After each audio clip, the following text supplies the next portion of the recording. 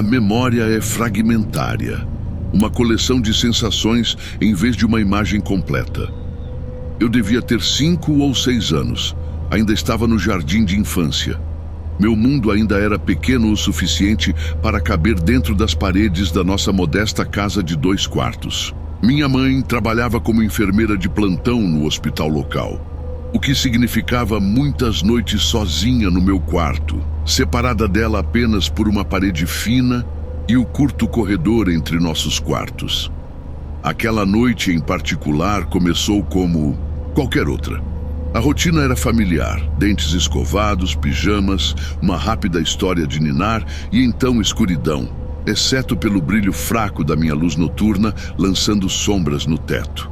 Eu sempre dormia com a cabeça acima das cobertas, mesmo no inverno. Algo sobre me sentir confinada sob cobertores desencadeou um pânico instintivo em mim que eu ainda não conseguia articular. Eu estava me aproximando do sono, aquela fronteira nebulosa entre a consciência e os sonhos, quando algo me puxou de volta. Um som. Embora eu não consiga lembrar exatamente o que era agora, talvez um murmúrio suave ou o sussurro de movimento em um quarto que deveria estar parado. Meus olhos se abriram rapidamente, examinando os cantos escuros do meu quarto. Foi quando eu vi uma esfera perfeita de luminescência pairando perto, de onde meu baú de brinquedos estava contra a parede. O orbe não era exatamente brilhante, mas como uma névoa concentrada com sua própria luz interna. Translúcido, mas inegavelmente presente, como a névoa da manhã que de alguma forma se reuniu em uma esfera perfeita. A temperatura no quarto despencou. Ou talvez eu só tenha percebido o frio que já estava lá. Minha respiração formou nuvens visíveis no ar diante de mim. Eu queria chamar minha mãe, mas minha voz estava presa em algum lugar entre meu peito e garganta. Meus músculos se recusavam a obedecer, até mesmo aos comandos mais simples para se mover. O orbe começou a flutuar, flutuando com propósito pelo meu quarto. Ele se movia como se estivesse curioso, parando brevemente perto da minha estante, pairando sobre minha pequena escrivaninha, onde desenhos a giz de cera estavam empilhados em pilhas organizadas. Eu rastreei seu movimento apenas com meus olhos, meu corpo ainda preso naquela estranha paralisia. Então, de repente, sem aviso, mudou. O movimento lânguido cessou e o orbe disparou diretamente em direção ao meu rosto com uma velocidade alarmante. A paralisia se quebrou. Eu me arrastei para fora das cobertas, meus pequenos pés batendo no chão de madeira frio com um baque que pareceu ecoar pela casa silenciosa. Corri, o corredor entre meu quarto e o da minha mãe se estendendo impossivelmente longo diante de mim. Meu coração batia forte contra minhas costelas, como um animal preso, quando eu irrompi pela porta dela. Mãe! Eu engasguei, lágrimas já rolando pelo meu rosto. Tem algo no meu quarto. Ela se mexeu, desorientada por ter sido arrancada do sono. Quando ela me reconheceu ali parada, tremendo, sua expressão endureceu. O que você está fazendo acordada? Tenho que estar no trabalho em 4 horas, ela disse, sua voz grossa de exaustão e irritação. Mas tem algo aí, eu insisti, minha voz embargada. Uma bola de luz. Ela tentou me pegar. Ela suspirou profundamente, o som de uma mãe que ouviu muitas histórias de monstros debaixo da cama à meia-noite. Não tem nada no seu quarto. Você teve um pesadelo, só isso. Não, eu vi. O desespero na minha voz deveria ter sido um aviso. O terror genuíno evidente nos meus olhos arregalados e mãos trêmulas. Mas a exaustão a deixou impaciente. Ela pegou meu braço, me guiando firmemente de volta para o meu quarto, apesar dos meus protestos ficarem cada vez mais frenéticos. Eu não vou jogar esse jogo hoje à noite, ela disse, enquanto me levava de volta pelo corredor. Eu arrastei, meus pés me livrando de seu aperto, Por favor, não me faça voltar lá, implorei com lágrimas escorrendo pelo meu rosto. Por favor, mãe, por favor. Ela ignorou meus apelos, abrindo a porta do meu quarto. O quarto parecia normal, sem orbe brilhante, sem evidência de nada incomum. Isso só reforçou sua convicção de que eu estava simplesmente atrasando a hora de dormir. Olha, não tem nada aqui, ela disse gesticulando ao redor do quarto.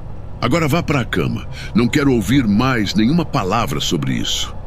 Com relutância e apreensão, voltei para a cama, permitindo que ela me enrolasse nos cobertores, algo que ela raramente fazia, declarando que eu tinha idade suficiente para lidar com as rotinas da hora de dormir sozinha.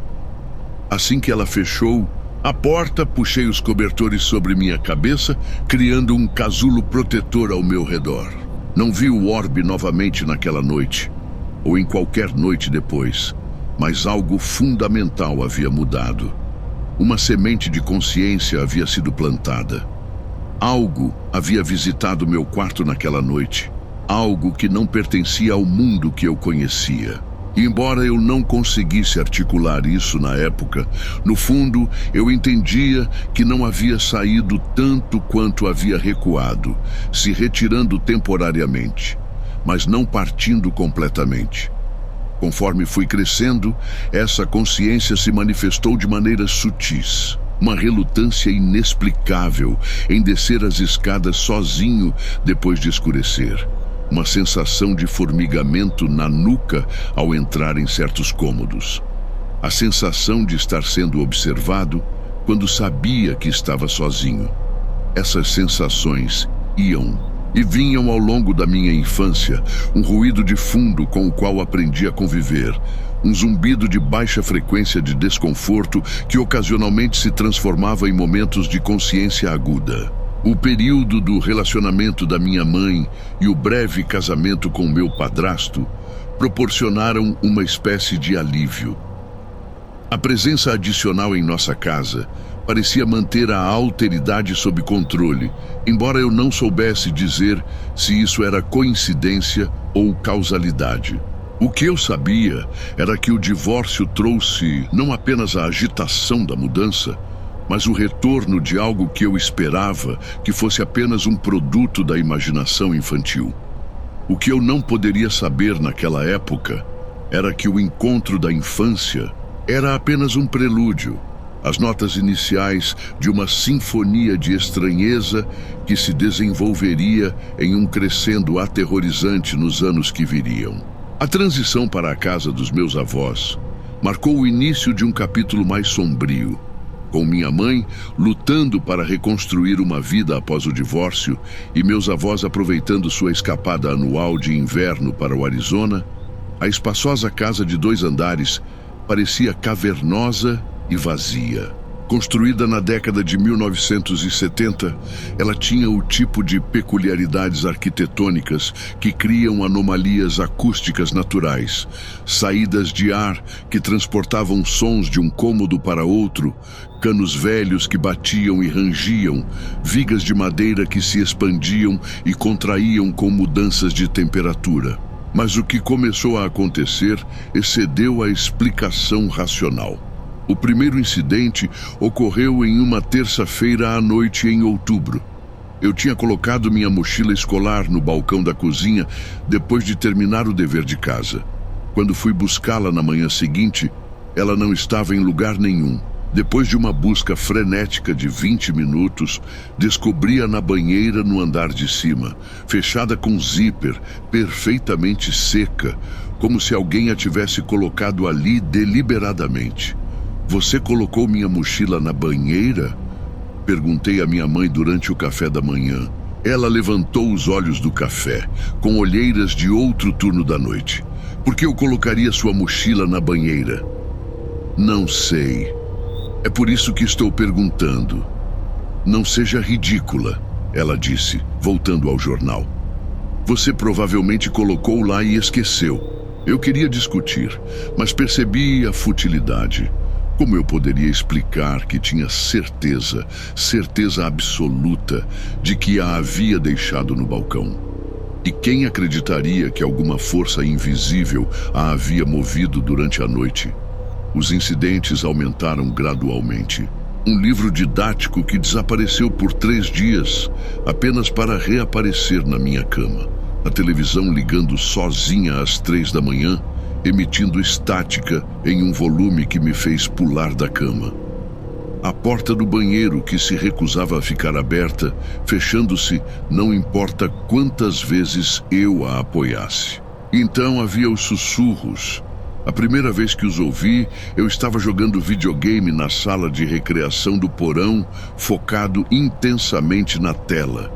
Um murmúrio tão fraco que inicialmente o confundi com um diálogo do jogo.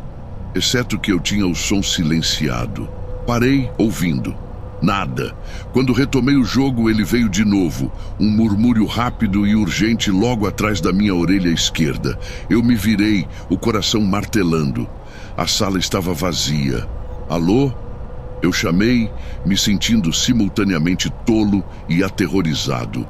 O silêncio me respondeu. Eu disse a mim mesmo que era minha imaginação.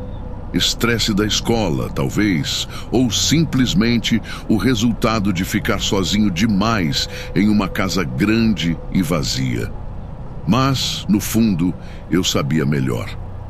Os sussurros continuaram, tornando-se mais frequentes, embora nunca totalmente inteligíveis. Eles pareciam conter palavras, frases até, entregues com uma cadência rítmica que sugeria significado. No entanto, sempre que eu me esforçava para entender, o conteúdo permanecia além da compreensão, como uma transmissão de rádio de uma estação fora de alcance. Meu gato, Milo, se tornou um aliado improvável e um barômetro para a estranheza. Um animal tipicamente plácido, cujos interesses principais eram comida e sono, ele começou a exibir comportamentos incomuns. Ele olhava fixamente para cantos vazios, suas orelhas achatadas contra sua cabeça, cauda estufada para o dobro do seu tamanho normal. Às vezes, ele disparava de cômodo em cômodo como se estivesse sendo perseguido por algo invisível, apenas para congelar de repente, costas arqueadas, emitindo rosnados baixos direcionados a nada que eu pudesse ver. Animais são sensíveis. Há coisas que não podemos perceber, minha mãe disse quando eu apontei seu comportamento. Foi o mais perto que ela chegou de reconhecer que algo poderia estar acontecendo na casa. Mudanças na pressão do ar, campos elétricos, sons ultrassônicos. Então, você acha que há algo aqui? Eu perguntei, aproveitando este raro momento de crença potencial. Ela hesitou e, por um instante, pensei que ela poderia me contar algo. Talvez suas próprias experiências, seus próprios encontros com o inexplicável. Mas então sua expressão se fechou e ela balançou a cabeça. Acho que esta casa é velha e cheia de peculiaridades, e você tem uma imaginação hiperativa. O auge da escalada ocorreu em uma noite fria de janeiro. Minha mãe estava trabalhando no turno da noite e eu estava sozinha em casa. Fiquei acordada até tarde, terminando um trabalho de história. Finalmente me deitei na cama por volta da meia-noite, exausta. Milo se aninhou no pé da minha cama, seu ronronar rítmico, uma presença reconfortante enquanto eu adormecia. A sensação veio sem aviso. Um peso invisível pressionando meu peito, restringindo minha respiração. Meus olhos se abriram, mas eu não conseguia me mover. Não conseguia gritar. Cada músculo do meu corpo estava rígido, como se eu tivesse sido transformado em pedra. A pressão aumentou, espremendo o ar dos meus pulmões em pequenos e dolorosos incrementos. Através da névoa de terror, percebi uma queda na temperatura tão severa que parecia que as janelas tinham sido abertas para a noite de inverno.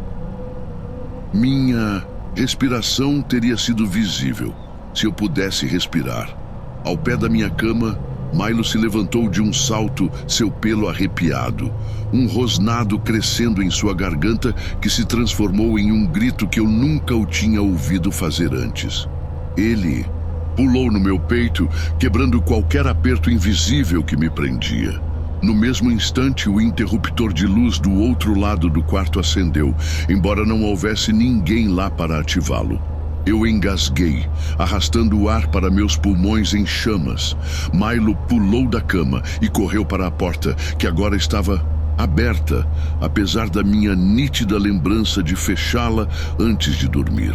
Ele parou na soleira, costas arqueadas, cauda espessa, recusando-se a cruzar.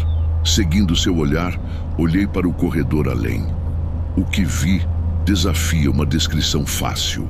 O corredor, que deveria estar parcialmente iluminado pela luz do meu quarto, continha uma escuridão que parecia ter substância e profundidade. Não apenas a ausência de luz, mas a presença de algo que consumia luz. Dentro dessa sombra impenetrável, senti movimento, sem forma, caótico, mas inconfundivelmente deliberado. E então os sussurros começaram.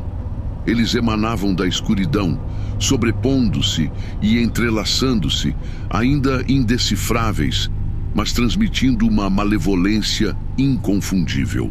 O som era distante e imediato, como se centenas de vozes estivessem sussurrando diretamente em meu ouvido a quilômetros de distância. Peguei Milo com uma mão, peguei meu telefone com a outra e corri pela única outra saída. A janela. A queda de 5 metros até o chão nevado abaixo parecia preferível a atravessar aquele corredor. Descalça, vestindo apenas calças de pijama e uma camiseta em temperaturas abaixo de 0, corri pelo nosso quintal e pela rua, Milo agarrado ao meu peito, até chegar a um posto de gasolina com um telefone público. Meu tio chegou 20 minutos depois, me encontrando encolhida dentro da loja de conveniência, ainda tremendo incontrolavelmente, apesar do cobertor que o funcionário preocupado me dera. Ele começou a me dar um sermão sobre responsabilidade e chamadas de emergência apropriadas, mas as palavras morreram em sua garganta quando ele viu claramente meu rosto. Jesus, garoto, ele disse suavemente. O que aconteceu com você? Contei tudo a ele. Não apenas sobre aquela noite, mas tudo, desde o orbe no meu quarto de infância, até os sussurros e os objetos desaparecidos e o comportamento estranho de Milo. Eu esperava ridículo ou rejeição. Em vez disso, ele ouviu, em silêncio, sua expressão ficando cada vez mais séria. Quando terminei, ele simplesmente assentiu e disse: "Vamos te levar para algum lugar aquecido." Ele me levou para sua casa, fez chocolate quente e arrumou o sofá com cobertores e travesseiros. Antes de me deixar dormir, ele parou na porta. Sua mãe já te contou sobre os terrores noturnos que ela costumava ter. Quando ela tinha mais ou menos a sua idade, balancei a cabeça atordoada. Pergunte a ela algum dia. Foi tudo o que ele disse antes de apagar a luz. A reação da minha mãe ao incidente foi complexa. Na superfície, ela expressou preocupação com minha saúde mental, sugerindo que ansiedade ou estresse poderiam estar causando episódios. Mas havia algo mais por trás de seu exterior prático. Uma cautela quando ela entrava em certos cômodos da casa. Uma tendência a deixar luzes acesas que não estavam lá antes. Ela nunca reconheceu minhas experiências diretamente, mas também não as descartou com a mesma convicção. Por várias semanas após o incidente, os fenômenos diminuíram. Nenhum objeto desaparecido, nenhum sussurro, nenhum ponto frio inexplicável. Milo voltou ao seu eu normal e preguiçoso. Comecei a me perguntar se qualquer presença que estivesse na casa havia partido, ou se talvez meu tio estivesse certo, e a coisa toda tivesse sido uma manifestação de estresse e uma imaginação hiperativa, combinada com as peculiaridades naturais de uma casa velha. Mas no fundo, eu sabia melhor. Eu podia senti-lo esperando, observando, reunindo forças para o que viria a seguir. O alívio foi temporário. uma calmaria antes de uma tempestade que me seguiria além dos muros da casa dos meus avós para lugares que eu achava que seriam seguros. A tarde na casa do meu melhor amigo Jake começou de forma bastante inócua. Nós nos conhecíamos desde o primeiro ano.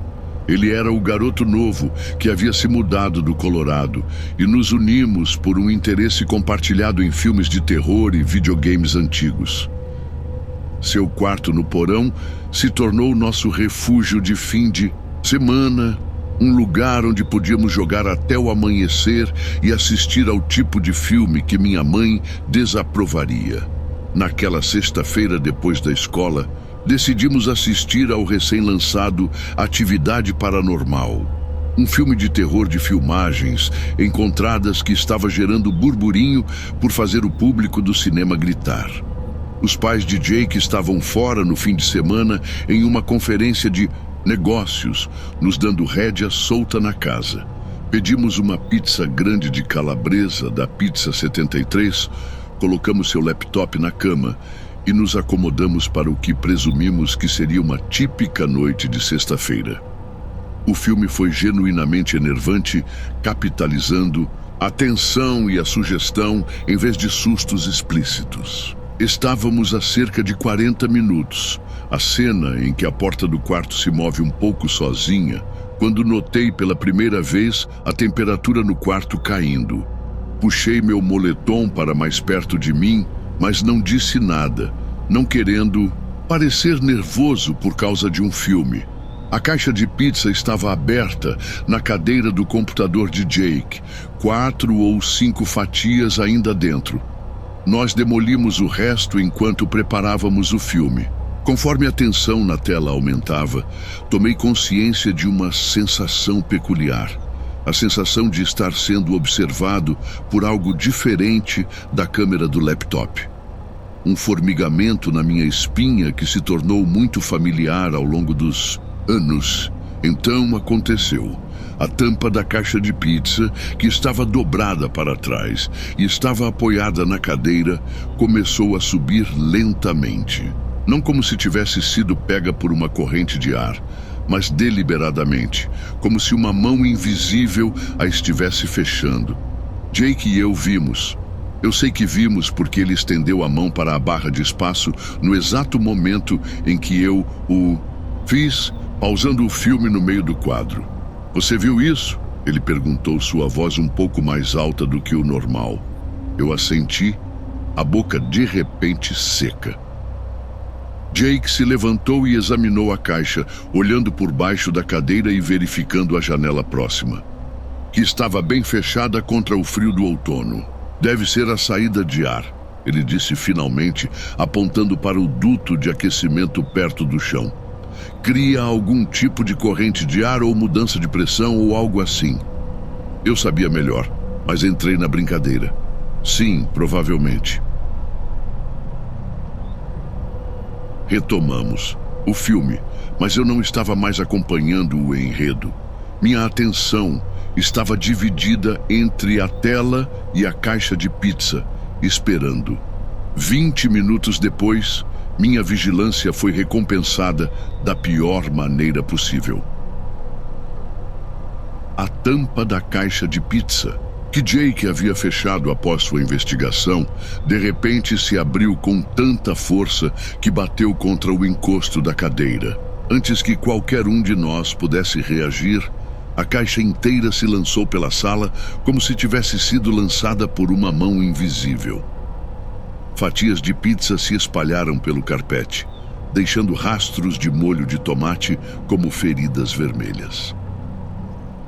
Jake se levantou de um salto, seu rosto sem cor.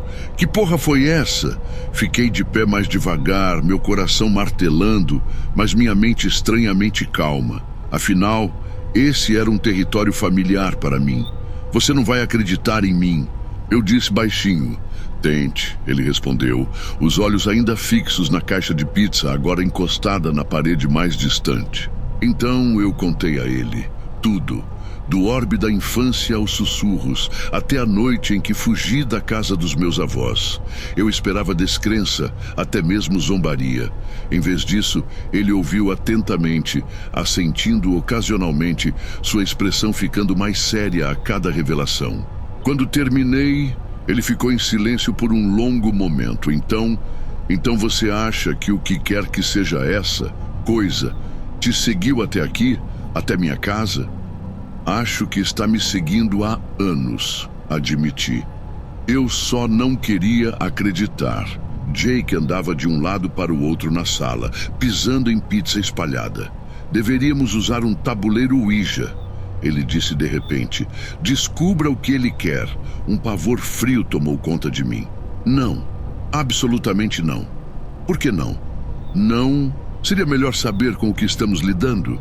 Você não entende, eu disse, lutando para articular o medo instintivo. Usar um tabuleiro Ouija seria como convidá-lo a entrar, reconhecer, dar permissão. Parece que já foi bem reconhecido, Jake disse, gesticulando para a carnificina da pizza. Quero dizer, ele simplesmente destruiu meu quarto. Confie em mim, eu insisti. Tudo o que li diz que tabuleiros Ouija podem piorar as coisas, muito piores. Jake cedeu, mas o dano já estava feito. A mera sugestão havia mudado algo na atmosfera da sala, como se a entidade tivesse ouvido seu nome ser chamado, sua atenção totalmente engajada agora. Abandonamos o filme e decidimos virar à noite, nenhum de nós querendo dormir com a lembrança da caixa de pizza voadora ainda fresca. Em vez disso, jogamos videogame. A ação frenética e as cores brilhantes eram uma distração pobre, mas necessária, da atmosfera opressiva que havia se instalado no quarto. Por volta das 3 da manhã, a exaustão finalmente me dominou. Adormeci no sofá de Jake, apesar da minha determinação em ficar acordado. Meu último pensamento consciente foi uma vaga percepção de Jake desligando o console de jogos, a súbita ausência de ruído eletrônico destacando a quietude anormal do quarto. Acordei sobressaltado algum tempo depois em um quarto transformado pela luz. Desorientado, pisquei contra o brilho inesperado antes de perceber sua fonte. Uma lanterna na mesa de sinuca de Jake havia ligado, seu facho cortando a escuridão para criar sombras alongadas no teto. Antes que eu pudesse processar isso completamente, o sono me recuperou, me arrastando de volta para a inconsciência. Jake me sacudiu para acordar o que pareceu segundos depois. A luz do dia filtrava pelas janelas do porão, sugerindo que eu estava dormindo há horas. Cara, ele disse, seu rosto assustadoramente pálido na luz da manhã. A coisa mais estranha aconteceu ontem à noite. Ele me contou sobre a lanterna, como ele acordou e a encontrou ligada. Presumiu que as roscas da tampa estavam soltas e a apertou firmemente antes de voltar para a cama. Como ele acordou novamente mais tarde e a encontrou ligada mais uma vez, desafiando explicações. Desta vez, ele removeu as pilhas completamente antes de tentar dormir novamente. Você acredita em mim agora? Perguntei, minha voz áspera de sono e uma noite de medo não dito. Jake assentiu solenemente. Eu acredito que algo está acontecendo. Não sei o que é, mas é real. O incidente criou um vínculo estranho entre nós. A experiência compartilhada de algo inexplicável, consolidando nossa amizade de maneiras que atividades adolescentes comuns nunca poderiam. Jake se tornou meu confidente, a única pessoa que não olhava para mim como se eu estivesse perdendo a cabeça quando eu mencionava um ponto frio, ou um sussurro, ou um objeto que não estava onde eu o havia deixado. Por quase um ano, as manifestações permaneceram neste nível, inquietantes, mas não abertamente ameaçadoras. Objetos se movendo ou desaparecendo, sons inexplicáveis. O sussurro ocasional bem no limite da audição. Tornou-se, de uma forma estranha, nosso novo normal. Desenvolvemos rituais e piadas internas para lidar com isso. Jake culpava seu amigo invisível sempre que algo desaparecia, e eu retrucava que, pelo menos, meu amigo tinha um gosto musical melhor que o dele. Então, chegou a noite que destruiu qualquer ilusão de controle ou entendimento que pudéssemos ter cultivado. Minha mãe tinha construído recentemente uma casa nova com seu noivo, uma estrutura elegante e moderna, sem nada do caráter rangente da antiga casa vitoriana dos meus avós. Eu esperava, ingenuamente, vejo agora, que o que quer que tivesse se apegado a mim pudesse estar preso àquele lugar, incapaz de me seguir até esta nova construção imaculada. Jake tinha acabado de chegar para nossa rotina habitual de sexta-feira à noite de videogames e TV. Nós nos acomodamos na sala de estar, eu esparramada no sofá sessional, Jake descansando na poltrona reclinável enorme que o noivo da minha mãe insistiu em comprar. South Park passava na grande tela plana, a vulgaridade animada era um pano, de fundo confortável para nossa discussão sobre inscrições para a faculdade. O relógio no decodificador marcava 22h43. Lembro-me disso com absoluta clareza, porque estava no meio de uma frase, contando a Jake sobre um prazo para uma inscrição para a bolsa de estudos, quando olhei para o relógio e percebi que precisava enviá-la antes da meia-noite. O que aconteceu em seguida ocorreu com tanta violência repentina que mesmo agora, anos depois, a memória se fragmenta em sensações desconectadas, em vez de uma sequência coerente.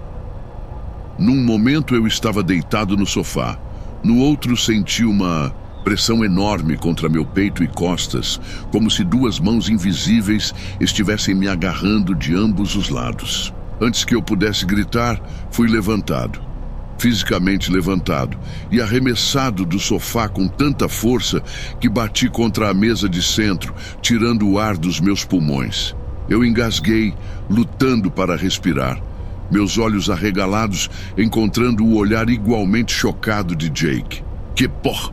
comecei, mas as palavras morreram quando a mesma força invisível me agarrou novamente. Dessa vez, fui arrastado, literalmente arrastado pelo chão em direção à escada que levava ao porão. Minhas unhas arranharam a madeira enquanto eu tentava desesperadamente me firmar, deixando leves arranhões no acabamento imaculado. Jake pulou da poltrona reclinável, se lançando para agarrar minha mão estendida, mas ele foi muito lento. Fui puxado escada abaixo, cada degrau machucando minhas costas enquanto eu desci o lance desamparadamente. No fundo, a força me soltou abruptamente, me deixando esparramado no chão frio de concreto, na escuridão absoluta. As luzes do porão que estavam acesas quando subimos mais cedo, agora estavam apagadas. E naquela escuridão eu ouvi um som que assombra meus sonhos até agora. Uma risada. Não humana, mas também não totalmente sobrenatural. Uma risada, suave e ofegante que parecia emanar de todos os cantos da sala ao mesmo tempo, me cercando em diversão malévola.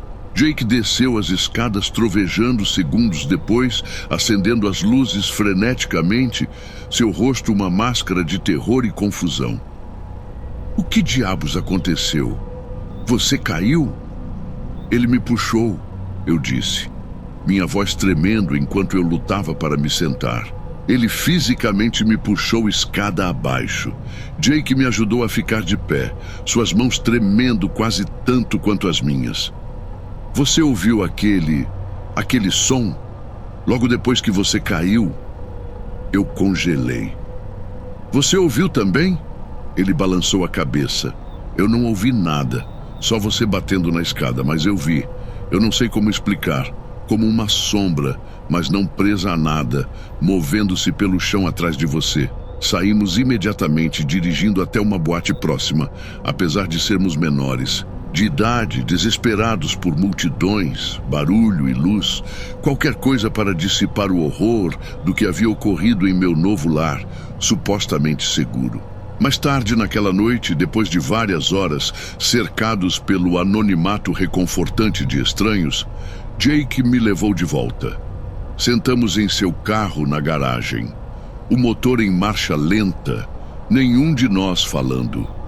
Finalmente, Jake quebrou o silêncio. O que você vai fazer?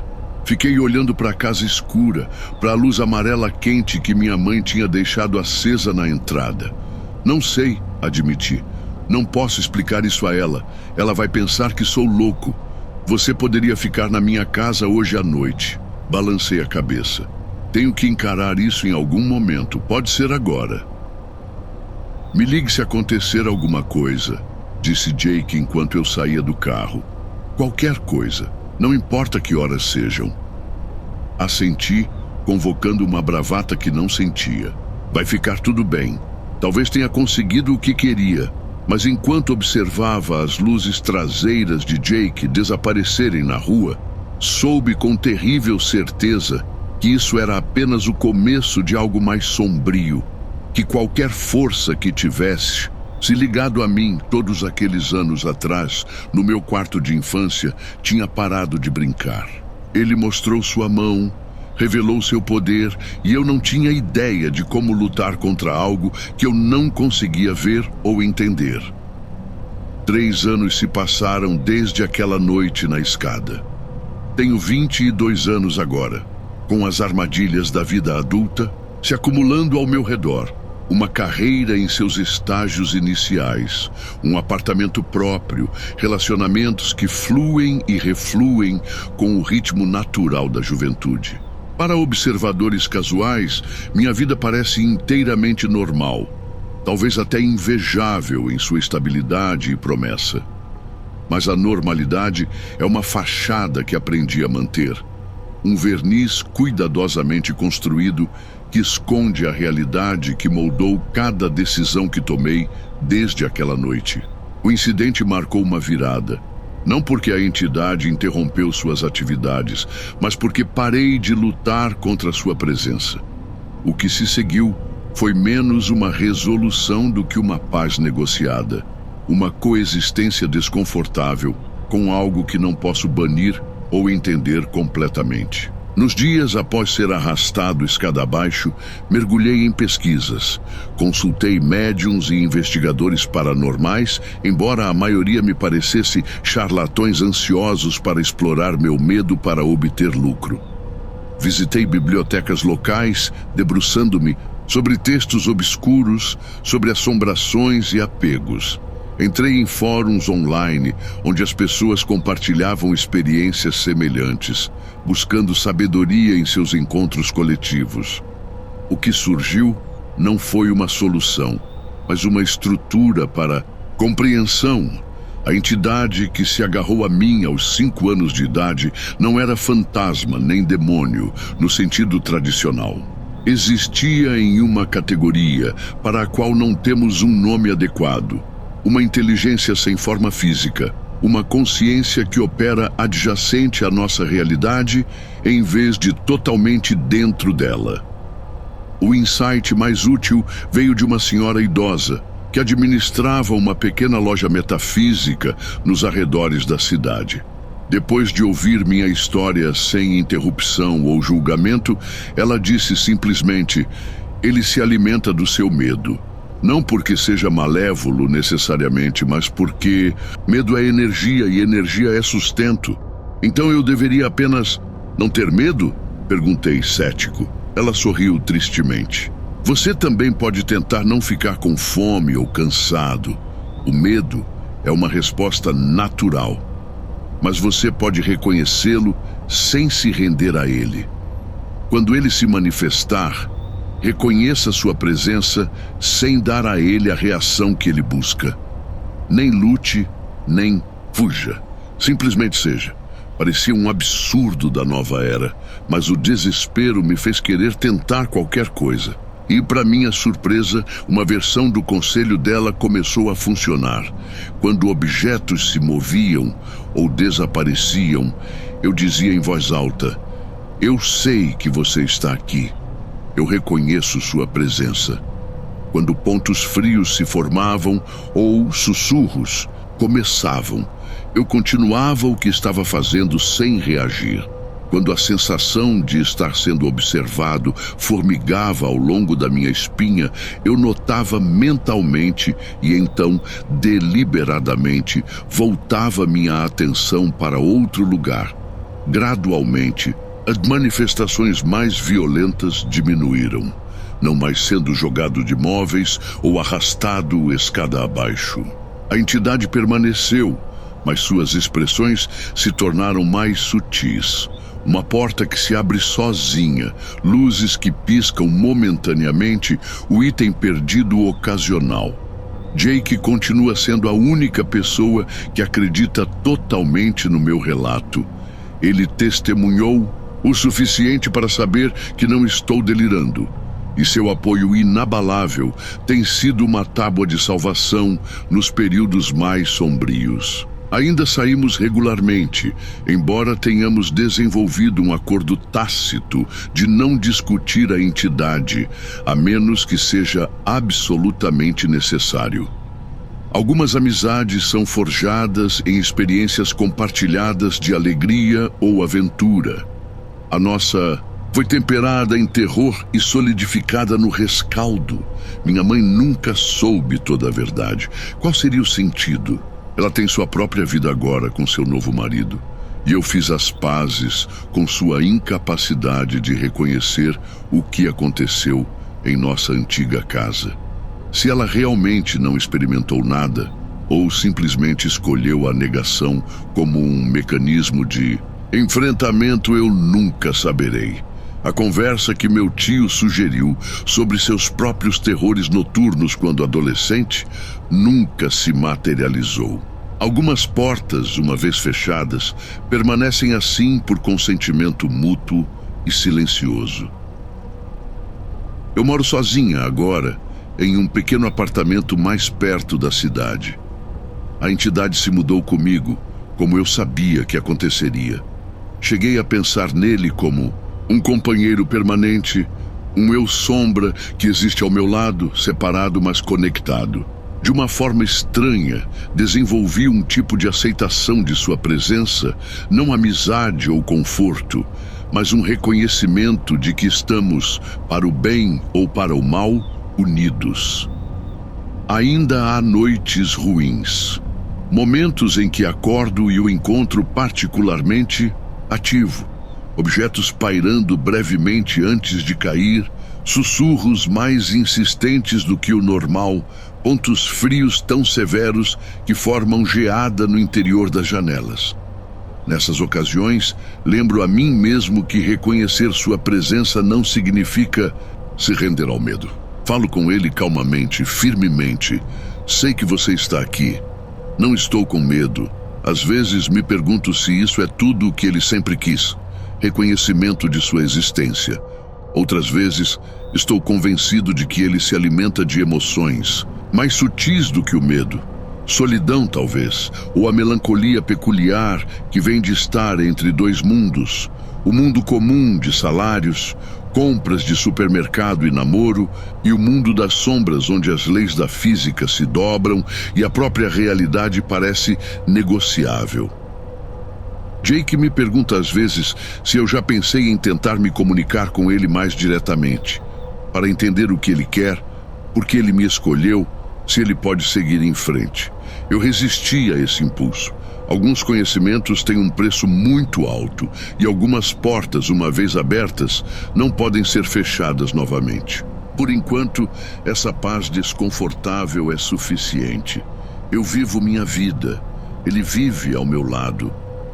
Na maioria dos dias, os limites entre nossas existências permanecem intactos. E nos dias em que esses limites se estreitam, quando sinto sua presença mais intensamente do que o normal, lembro-me das palavras do velho lojista: nem lute nem fuja, simplesmente seja. Talvez um dia eu encontre alguém com conhecimento para me ajudar a entendê-lo melhor, ou até mesmo bani-lo completamente. Talvez um dia eu reúna coragem para buscar uma comunicação mais direta.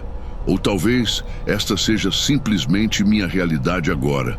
Uma vida compartilhada com algo invisível, minha história pessoal de fantasma sem conclusão à vista.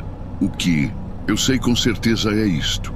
O orbe que visitou meu quarto de infância deu início a uma vida inteira de encontros com algo além da compreensão comum.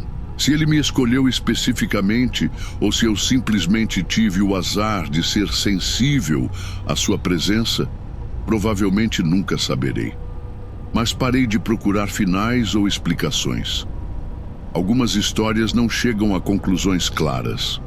Elas simplesmente continuam, evoluindo conforme evoluímos, sombreando nossos passos por esta breve e estranha jornada que chamamos de vida. E nas horas mais escuras da noite, quando sinto sua presença mais fortemente, sussurro o mantra que se tornou meu escudo e consolo. Eu sei que você está aqui, eu reconheço sua presença, eu não tenho medo. Às vezes, eu quase acredito.